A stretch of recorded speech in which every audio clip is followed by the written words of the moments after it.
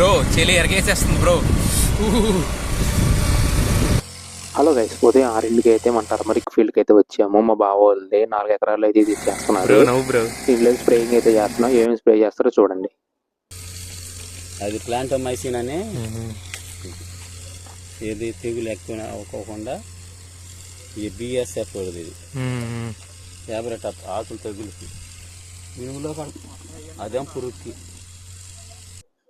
ఇక తెచ్చుకున్న కెమికల్స్ అయితే మొత్తం ఫీల్డ్కి అయితే స్ప్రే చేసాం. ఇక దాని తర్వాత నేను అరౌండ్ 8కి అయితే మళ్ళీ నేను గ్రోమోర్కి అయితే వచ్చేసాను.